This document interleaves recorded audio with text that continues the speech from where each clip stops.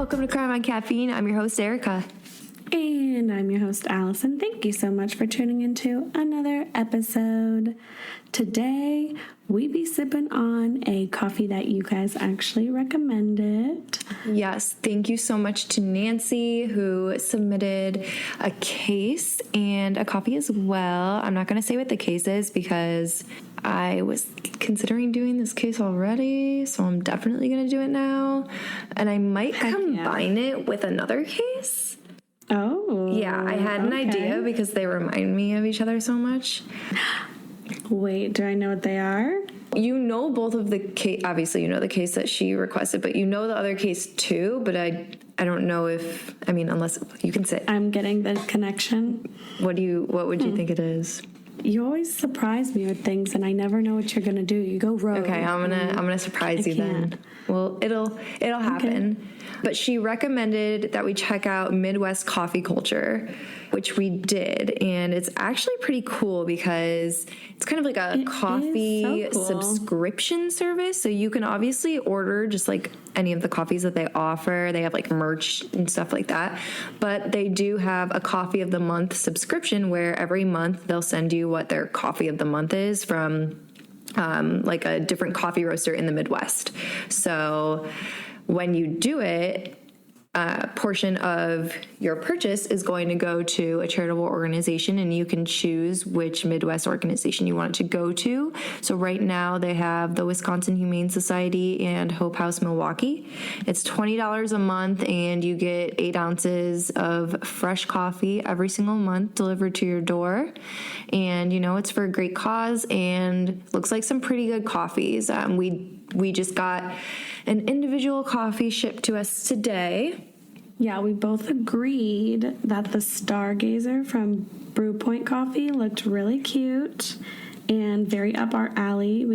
It's dark chocolate, earthy, full-bodied. And when you read the little description of the roaster, I feel like I lay cry. It says, "You're a doer, a dreamer, a go-getter, and an achiever." I was like, oh, thank you so much. I think this is definitely right up our alley because look at it has all the constellations with like all the names, so that's really cool. We're big stars and moons. Biggest astronomy girls. Yes, we really are. So we decided on getting that one together. And I'm loving it currently. I got the whole bean because now that I have a coffee grinder, I think I'm just better than everyone else. I'm like, don't worry, I'm going to get the whole bean. I can grind this up at home. But it's so good. Yeah, it actually is really good. And I'm not normally a dark roast type of person. Allison, I know you are a huge dark roast person. I'm a dark gal. Yeah, I'm normally not, but I actually really like this. With the right amount of flavor, I feel like anything could be up your alley, you know? I totally agree. Coffee, and coffee is good. That's why they make oat milk creamer. Sure enough, and a lot of other creamer. Not to like jinx anything, not that I think we're going to jinx it, but we're about to hit 4,000 downloads. So we just want to say thank you guys so much for listening. Your support and your feedback has been incredible. I feel like everywhere I go, just everybody has such nice things to say, and we just really appreciate how supportive you guys have been, and we appreciate your help with kind of spreading the word and showing our show to your friends and your family. We really appreciate it. So thank you so much.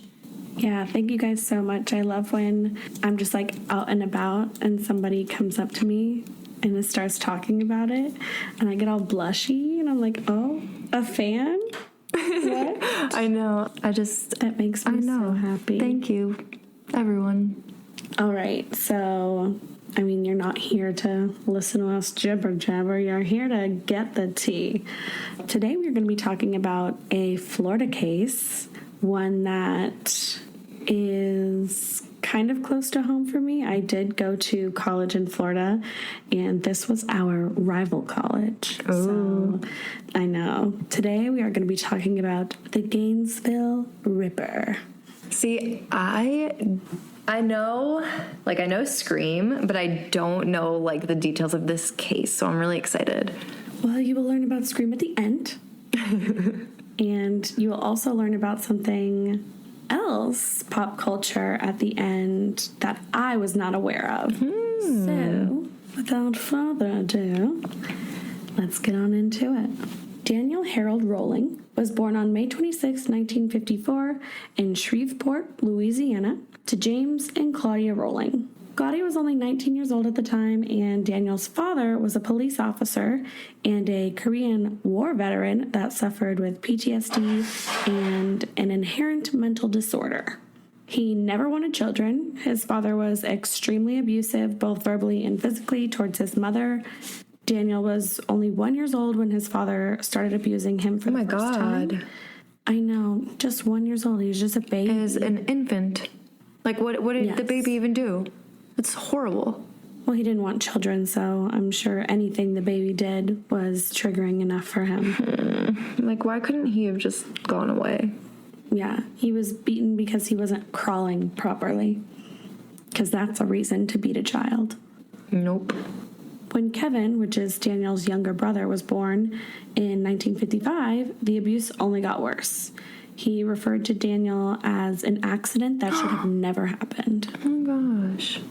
So obviously you can tell just from the beginning of this man's life, things were not going well. At a young age, he recalled creating many different personalities as kind of a defense mechanism to his own reality. And when Daniel failed the third grade for too many absences due to illness, his mother had a nervous breakdown. Daniel's school counselor described him as suffering from an inferiority complex with aggressive tendencies and poor impulse control. He also suffered through multiple suicide attempts. Needless to say, Daniel was trying and very much so failing at escaping his demons. In 1972, at the ripe age of 18, Daniel went into the Air Force because the Navy actually wouldn't take him. Oh. Yes. Personally, I think the military could have been a very good thing for him, but he was quickly busted for drug possession, which included taking acid more than 100 times. What? And he went to go live with his grandpa. And I'm sorry, he took acid. What? How many years? And how many? 100 times in what length of time? 2 years. Oh my God, 100 times in 2 years? Oh my God, his brain was mush. It was Swiss cheese. Swiss frickin' cheese.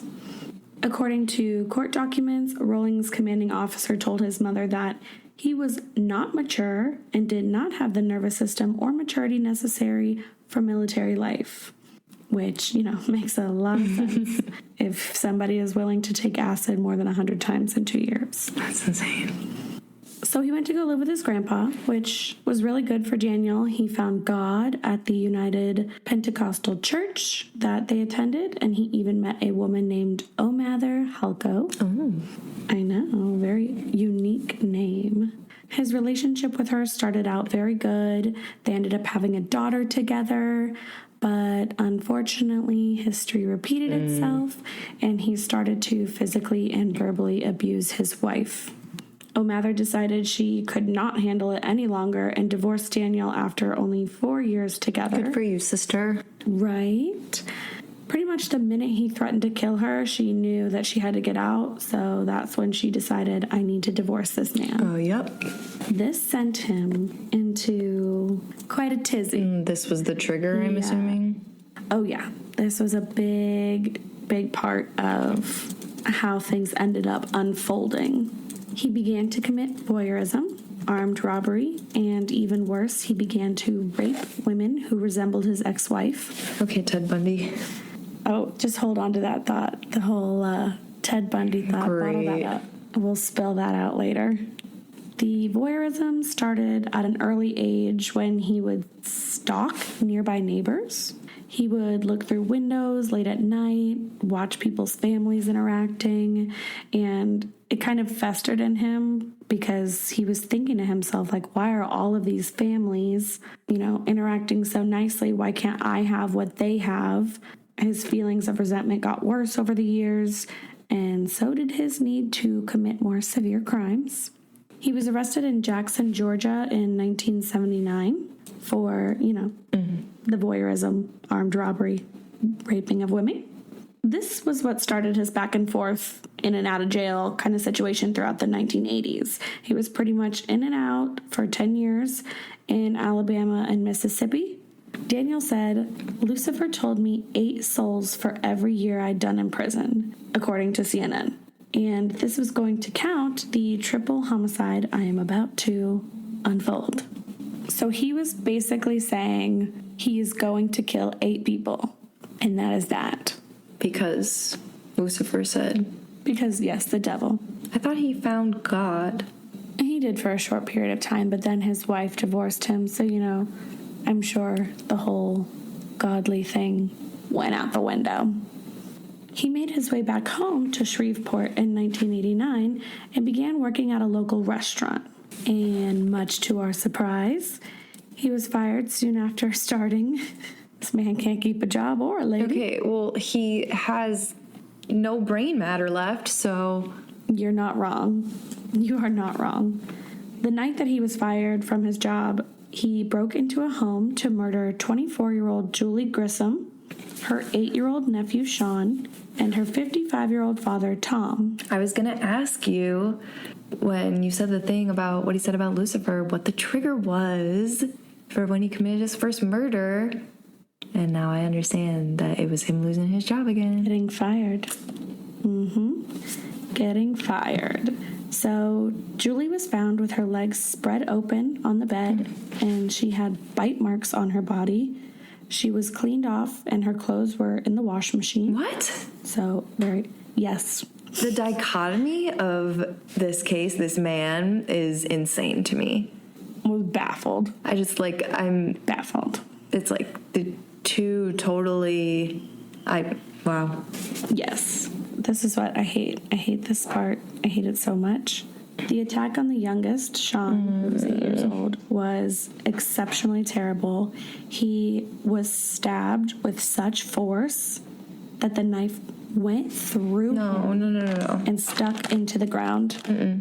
Nope. Stuck into the ground. I didn't need to know. I didn't either, but because I knew, I needed other people to know because I didn't want to sit with that information. A neighbor found the scene 2 days later. This was Daniel's first murder, as I said, and let me tell you, it was not his last. Longtime Shreveport resident Cindy Jurashish tells ABC News 2020, after the gruesome murders, everybody just became scared. We live in the Bible Belt. Things like this don't happen here. That's what they all say. So this triple homicide just simply kicked off his spree of killing. He got into an argument with his father, who we all know by now was not very good to Daniel growing up, and definitely was the cause of many wounds that Daniel could not work through. The argument got super heated. Daniel pulled out a gun and shot his father, James, in the head and in the stomach. James somehow survived with just losing the use of one of his eyes and one of his ears. Daniel stole identification papers from a home nearby in Shreveport in hopes that he could change his identity to Michael Kennedy Jr., and he immediately fled to Florida, stopping in Tallahassee at first to purchase a K-bar combat knife before he ended up in good old Gainesville, Florida. I have a Gators sweatshirt. You walked in and I said, get out. Bless you. Bless you, Thor. He arrived in Gainesville right before the fall semester began at the University of Florida. He decided to set up camp in the woods behind the university. And already reeling from his murders and attempted murder of his father, Daniel was not finished. On the night of August 24th, he broke into the house of UF freshman Christina Powell and Sonia Larson and brutally murdered them. He covered both of the young women's mouths with duct tape before he bound their hands. He forced one young woman to perform oral sex on him before he raped her, stabbed her, and killed her. He returned to Sonia's dead body and then raped her again. Ew. Daniel went so far as to cut off the girl's nipples and keep one as a trophy for his actions. It's really giving Ted Bundy. The whole thing. It's again, keep that. You guys are rival schools, always competing. Always competing. That's fucked up. That is messed up. The very next day, he continued with Santa Fe Community College student Krista Hoyt. This was extremely graphic. As if the other ones weren't. The body was left dismantled. He removed her nipples as well and placed them beside her. He cut off her head and sat her upright on the edge of her bed. He put her head on a nearby bookshelf. So, yes, it did get worse. Definitely got worse. And just 2 days after that, on August 27th, he broke into the home of two more 23-year-old UF students, Manuel Taboada and Tracy Paulus. Reports show that Manuel put up quite a fight against Daniel, but Daniel was just too overpowering. He's a really big, wide man who's like 6'2". So unfortunately, he did not survive. And their bodies were not dismantled this time. When I looked into that, there were a lot of different sources that said, he might have did this because, one, he was tired from all the fighting, or two, he didn't want it to seem like he was the one doing all of the murders. He was trying to, throw people off his scent. Yeah. So there's no real reason why this happened, but he did not dismantle their bodies. Yeah, it just seems like categorically he's a very disorganized offender. These murders all occurred in less than 2 miles from each other. They were all around the University of Florida. The university canceled classes for the week. Students were bringing around baseball bats with them everywhere they went. I would too. No one went out, right? I'd be bringing more than a baseball bat. Are you kidding me? No one went out alone during the day or the night. Students were triple locking their doors. Some of them slept in shifts so that someone was always awake. And by the end of August, thousands of students had left campus, and around 700 never came back because they feared for their lives. Wow, that's horrible. That's so sad. Just like the sleeping in shifts thing, fucks me up. Oh, yeah. Could you imagine being so scared that you and all your friends go to one house and you have to sleep in shifts just to make sure everybody's okay? It's insane. That'd be terrifying. And, if something did happen and you were, what would you even do? You can't even do anything. It's said that he chose this town because it symbolized everything he resented, which was young and successful people with opportunities to grow, because he didn't have that. Immediately following these murders, Daniel got out of Gainesville. The local police were trying to find the murderer, so they assembled a force and came up with a suspect. They thought it was 19-year-old UF student Edward Humphrey, known as Ed Humphrey, who briefly lived in the same complex as two of the victims and exhibited erratic behavior. At one point, he was arrested for hitting his grandmother. Oh. Reports show that this student was simply battling acute manic depression, and there was actually zero evidence, not even circumstantial evidence, that linked him to any of the murders. Humphrey's bail was set at $1 million, and he would eventually serve 14 months in a state prison on assault charges before being exonerated. His brother George told the New York Times, "My brother wasn't well off mentally to begin with, and this has rattled him to his foundations. I feel terrible for him." So good job, Gainesville police. Since they clearly didn't have the murderer, the Gainesville police had to go back to the drawing board. Law enforcement agencies and local government agencies said the investigation cost an estimated $5 million. Sheesh. Yet, the police could not find enough evidence at crime scenes to implicate Danny Rolling. Instead of leaving the duct tape on his dead bodies, Daniel disposed of it in dumpsters to get rid of any fingerprints. Daniel also used cleaning solvents on the dead bodies to remove any traces of semen. Some of the female bodies were left in sexually suggestive positions, which offered authorities a clue into the killer's method. It's like Boston Strangler. Yes. Kenneth Porter, an investigator on the Daniel Rollings case, said he brought a dark fear and terror amongst the whole community of Gainesville, Florida. There were at least 2 or 3 months where people were just afraid to go out, afraid to open their doors, afraid of the dark. In September of the same year, less than a month after committing the string of murders, Daniel decided to rob a Winn-Dixie in Ocala, Florida, which for any of you who don't know what a Winn-Dixie is, it's just a grocery store. What is he doing? He's all over the place. He is whacked out of his mind at this point. He was caught because he crashed his getaway car in a high-speed chase. Insert Getaway Car by Taylor Swift. So obviously, if we look at the timeline in which the murders happened and when the Gainesville police were trying to pin the other guy, Daniel was actually in jail for robbing the Winn-Dixie. So he really is just a mess.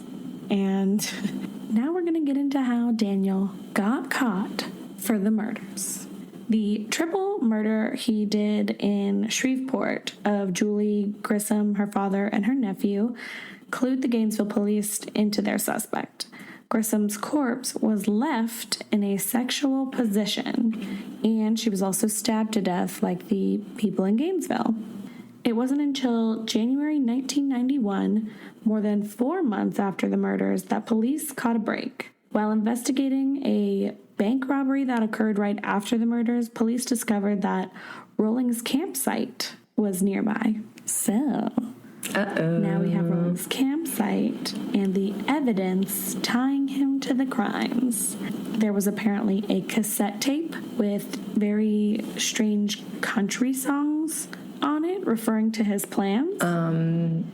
So he, very musical, when he was 15, he got a guitar for Christmas. It was like his most prized memory as a child. He loved music, but, instead of doing good things with his music, he decided to create country songs referring to how he was going to murder people, apparently. So. And that, ladies and gentlemen, is why we don't listen to country music. And that is just one simple reason why I do not listen to country music. There are far many others. That's just one, though.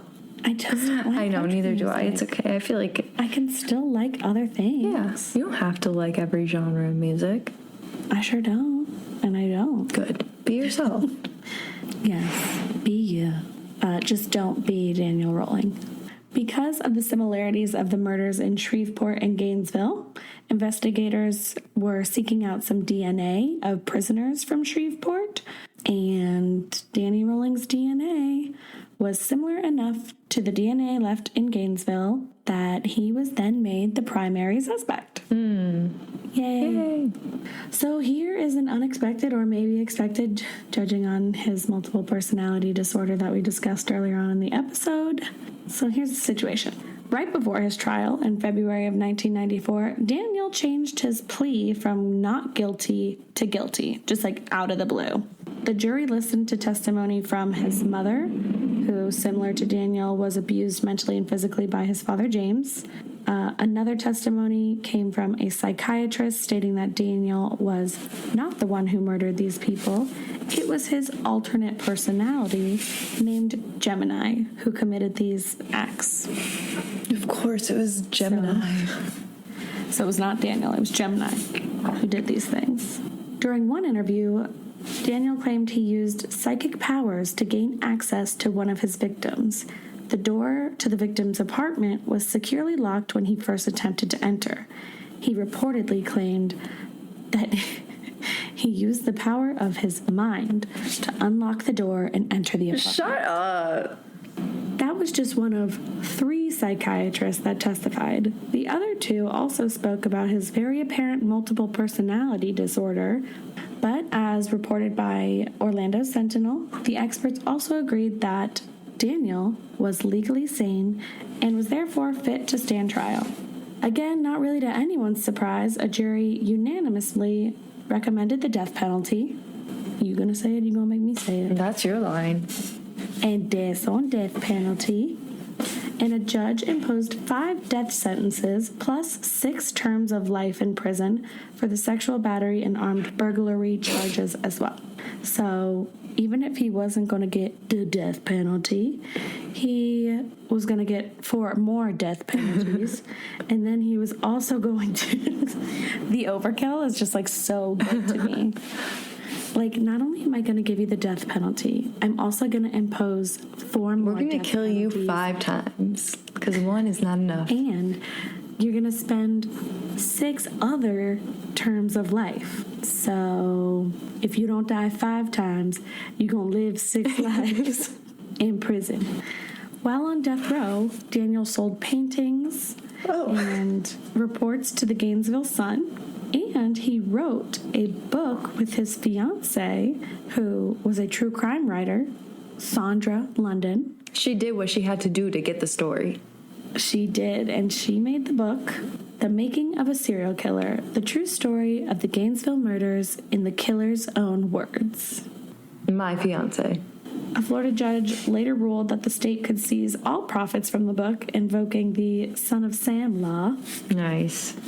Like every other prisoner on death row, though, Daniel went through a series of appeals, but exhausted all efforts and was eventually put to death by lethal injection at the Florida State Prison on October 25th, 2006. Woo! Yes, I thought this was really interesting and kind of disturbing, but there were 47 people in the room watching the execution, which is double the capacity of the viewing room. Wow. People hated this guy. Rolling's last meal consisted of a lobster tail served with drawn butter, butterfly shrimp with cocktail sauce, a baked potato with sour cream and butter, strawberry cheesecake, and a sweet tea. While receiving his lethal injection, Daniel started to sing "None Greater Than Thee, O Lord, None Greater Than Thee." His microphone was soon cut off, and the Times reported that one of the victim's family members said, "I didn't appreciate his song. I didn't understand how he could sit here and sing about angels watching over him." Facts. Facts. Sir, you're being put to death for murdering 8 people. Get out. Daniel, who was 52 at the time, was pronounced dead at 6:13 p.m., 13 minutes after he started singing, and 2 minutes after his body stopped quivering and his jowls fell, puffed and discolored. Ugh. He was the 63rd person executed since 1973 when Florida reinstated the death penalty. A more familiar and famous person that shared the experience was Theodore Bundy. Theodore Bundy, who he actually aspired to be just as infamous as. So there you have it. That's embarrassing Didn't quite because, hit like, the he mark wasn't. there. No, he did not hit that mark. I literally wrote in my notes, "Didn't quite hit the mark, fella. You are terrible. Both of you." Shortly before his execution, he gave a note to his spiritual advisor, the Reverend Mike Hudspeth, confessing to the murder of the Grissom family 17 years earlier. He wrote, "I, and I alone, am guilty. It was my hand that took those precious lights out of the old dark world. With all my heart and soul, would I bring them back? Well, you didn't, so you can't." I thought Gemini did it. Oh, no, Gemini did the other ones. Oh, right. He confessed to these ones, but I'm not so sure about the other ones. That was Gemini. Prosecutor Rod Smith believes Daniel came up with the multiple personality story after watching the film Exorcist 3. No way. Oh, yeah. Orlando Sentinel reports the film is about the spirit of an executed serial killer called Gemini, who possessed other people and forced them to commit murder. That's insane. One of the psychologists who interviewed Daniel said that the killer admitted watching Exorcist 3 in the weeks before killing his first victims. So it wasn't Gemini, sir. Wow. It was straight up you, and you were trying to steal the plot from Exorcist 3. I didn't even put those together. That's so crazy because imagine if he did get off on like insanity and then they found out like, oh no, that was all bullshit. It's just from a movie. Yes. That was the other pop culture thing that I was referring to earlier. Mm-hmm. Like, I had no idea about this twist of events. No.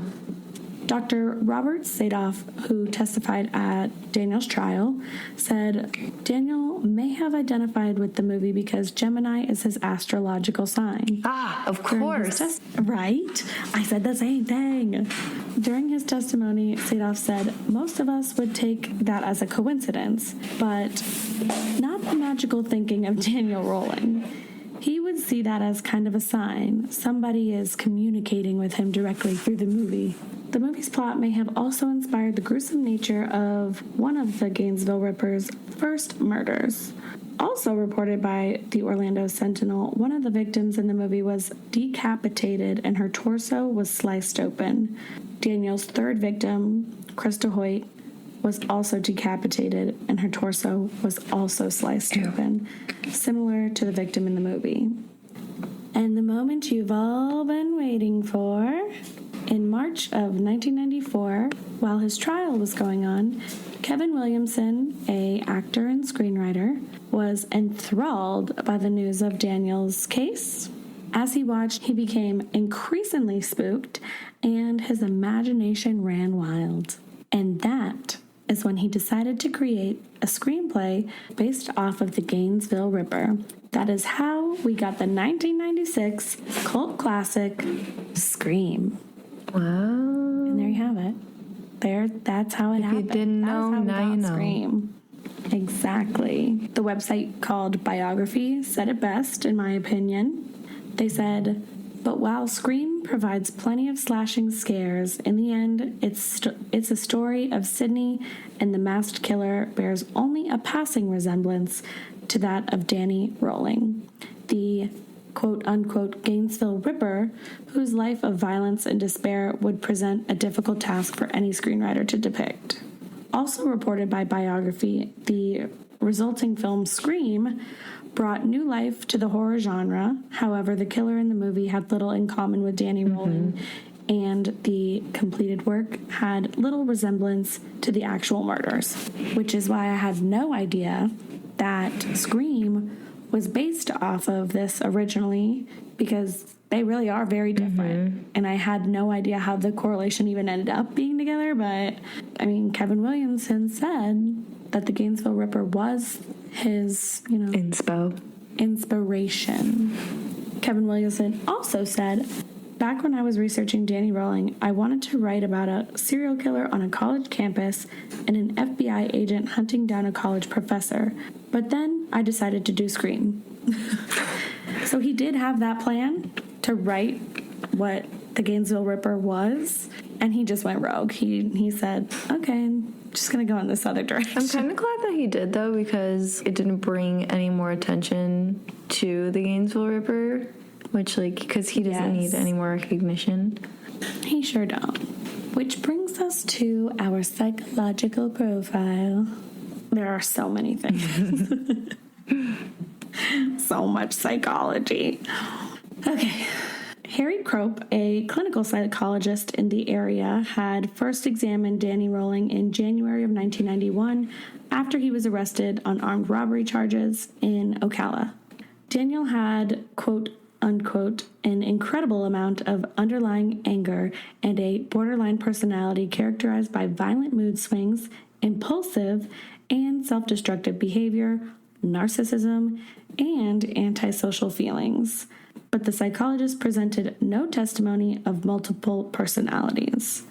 Multiple personalities were a bit of a fad at the time, especially after the release of the immensely popular book Sybil in 1973, and continued to be a theme in pop culture, from Three Faces of Eve to Primal Fear and Split. The idea that there could be more than one person lurking beneath the surface is a compelling and creepy possibility. All of this information is coming from an article from the Crime News in Oxygen, basically going over personality disorders and how the Gainesville Ripper kind of emulated Ted Bundy. So that's where I'm getting this information. Now known as dissociative, they were once syndromes of the moment in the recent past, according to a report that John F. Killstrom wrote from the University of California, Berkeley. More than 500 cases had been admitted to a single dissociative disorder treatment unit in Dallas, Texas between the years of 1991 and 1997. There was another facet to Daniel's killings, especially the timing and the choice of victims. Ted Bundy, considered the most infamous of Florida serial killers, died by electric chair on January 24th, 1989, less than 2 years before Danny went on his spree.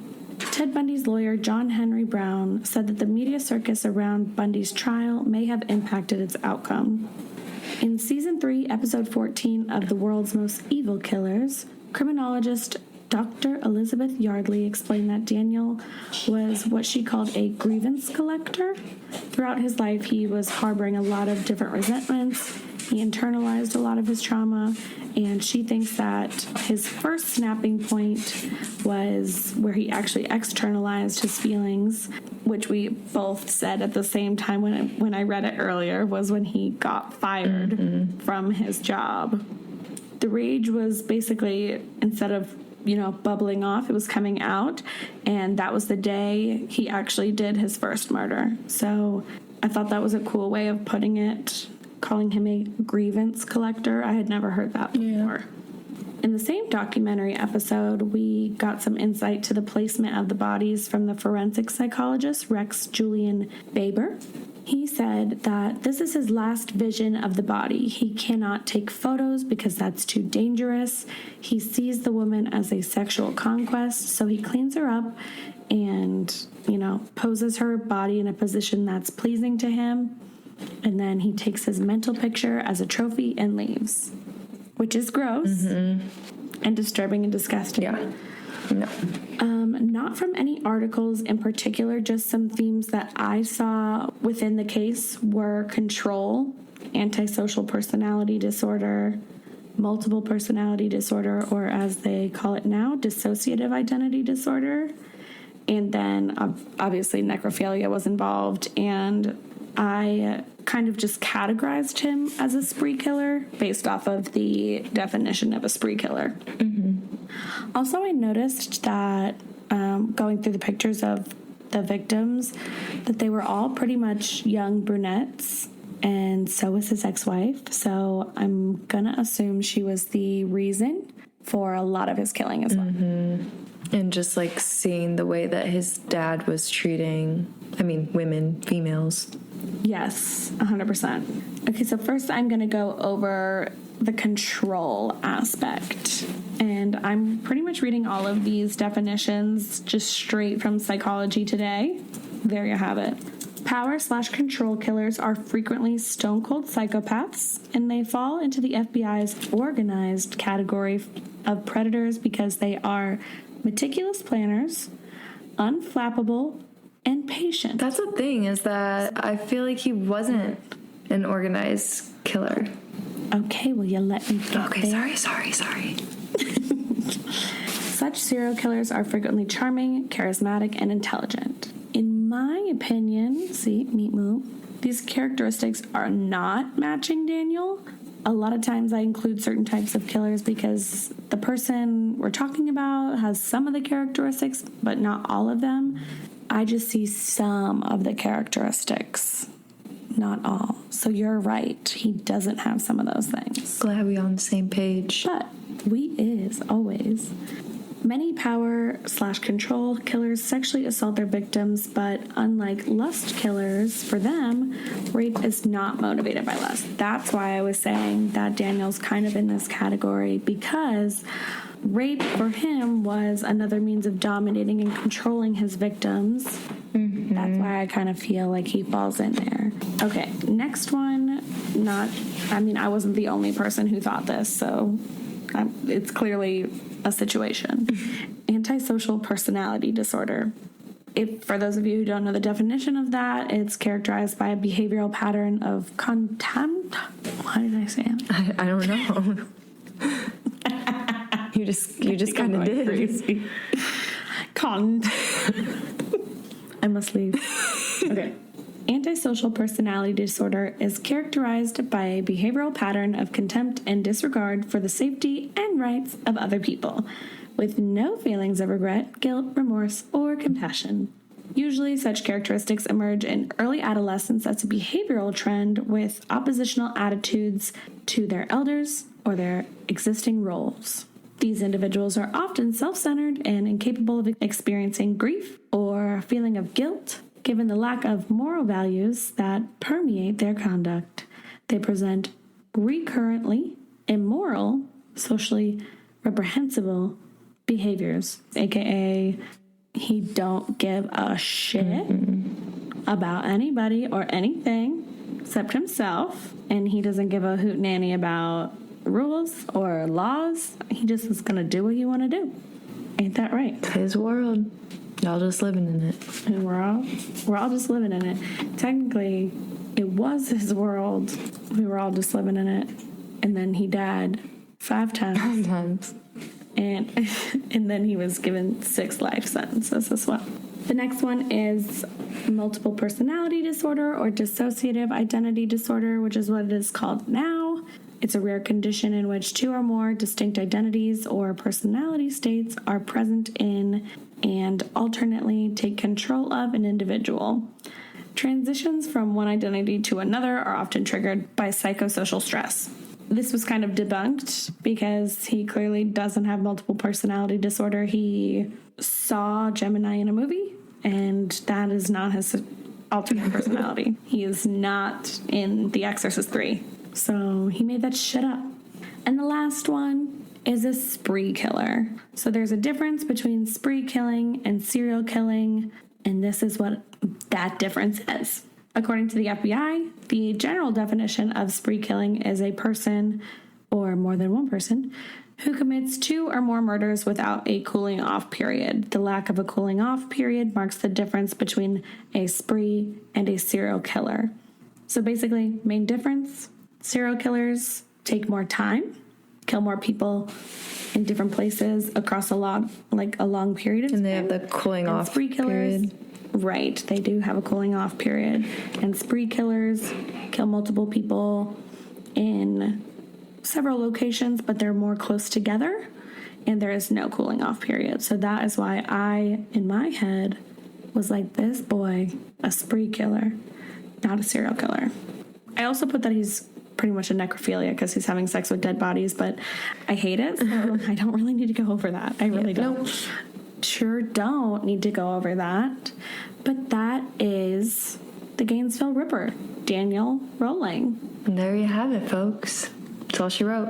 What did you think? Did you get some more info than you thought you would? I got so much info. Like, I literally did not know anything about that case other than Gainesville. I think it happened in Gainesville, not sure. But yeah, learning about this was wild. And thank you all for listening. Thank you, guys. Again, if you guys have cases that you want us to cover, I know a few people have reached out to me just personally and told me that they have some things they want us to cover. But don't forget, you can submit a case on our website, or you can just DM us on every piece of social media that's out there. It's just Crime on Caffeine. You can also follow us. That would be graciously appreciated. Yes. And follow us on Spotify so that you know when our episodes come out and you can download them every week. We release on Wednesdays. And go ahead and subscribe on Apple Podcasts. Subscribe on Apple Podcasts. Once again, that way you can download the episodes as they're coming out. And if you're feeling real friendly, go ahead and rate us 5 stars preferably and leave us a review. We really appreciate it. It really helps. But thank you guys so much. Yeah, this has been great. So far, so good, honestly. I was telling my dad and my stepmom about the podcast because they're never going to listen. They don't do true crime. And my dad was like, so how much time do you think you put into this? I was thinking about that. And I go, probably more than I should. As long as it's fulfilling to you. I had like a doctor's appointment today and she was like, so what do you do for fun? I was like, well, I have a podcast, so that pretty much takes up all my time. And that's it. That's what I do. Yep, that's all. I just broke my glasses. Oh no. I know that's repairable. It's the Gainesville Ripper. It's Gemini. He's back. And he took my glasses with him. All right, for real. We gotta go. No, that's what's his name? The Oklahoma Girl Scout murderers.